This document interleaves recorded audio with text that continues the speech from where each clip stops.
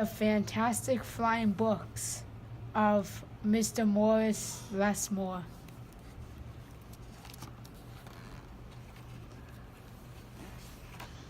Morris Lessmore loved words, he loved stories, he loved books. His life was a book of his own writing. One orderly page after another, he would open it every morning and write of his joys and sorrows, of all that he knew and everything that he hoped for. But every story has its upsets. One day the sky darkened and the wind blew and blew, till everything Morris knew was scattered, even the words of his book.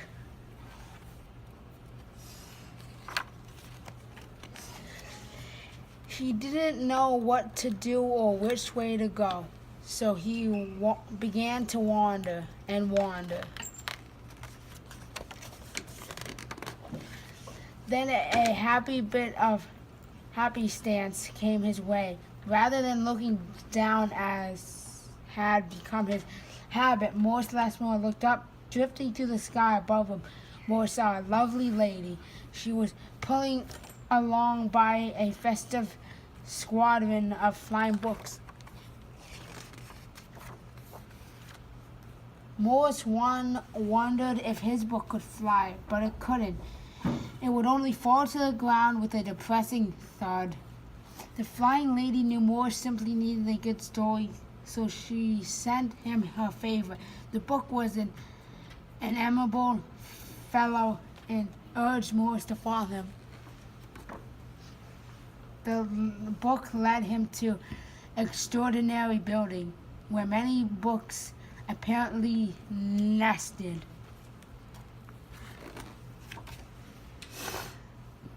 Morris slowly walked inside and discovered the most mysterious and inviting room he had ever seen. It was filled with fluttering of countless pages, and Morris could hear a faint shadow of 1,000 different stories, as if each book was whispering an invitation to adventure. Then his new friend flew above him and landed on his arm. It held itself open as if hoping to be read. The room wrestled to life, and so Morris's life among books began. Morris tried to keep the books in the same sort of order, but they always mix themselves up.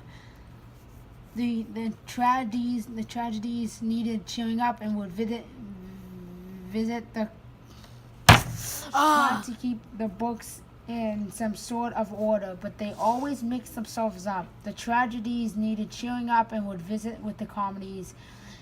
The encyclopedias wearing of facts would relax with the comic books and fictions. All in all, it was agreeable jumble. Morris found great satisfaction in caring for the books, gently fixing those triangled bindings and folding the dog-eared pages of others. Sometimes Morris would become lost in a book and scarcely emerge for days.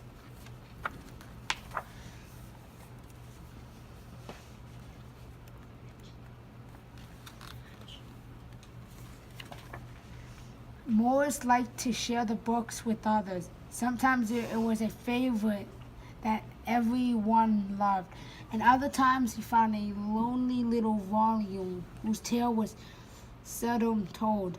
Everyone's story matters, said Morris, and all books agreed. At night, after all the stories that needed telling had been told, and every had ever settled down to their proper place on the shelves, the great big dictionary would get in the last word. It was then Morris Lessmore would once again write in his own book.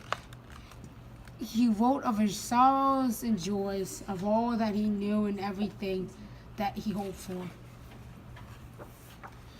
The days passed, so did the months.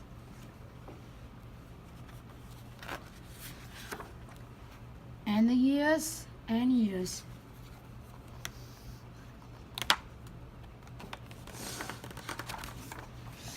And Morris Lessmore became more stooped and crinkly. But the books never changed. The story stayed the same. Now his old friends took care of him the way he had once cared for them.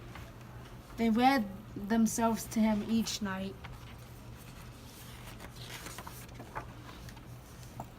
Then one day, he filled the last page in the book, and he hooked up and said, with a bittersweet sigh, "I guess it's time to move on."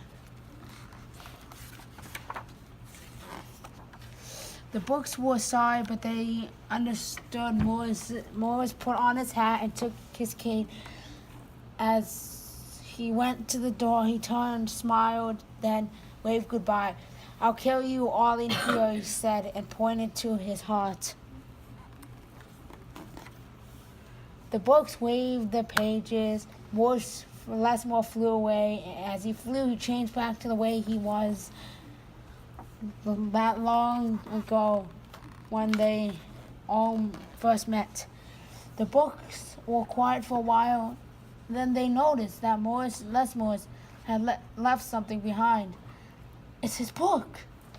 And his older friends inside was Morris's story, all of his joys and sorrows, all that he knew, and everything that he hoped for.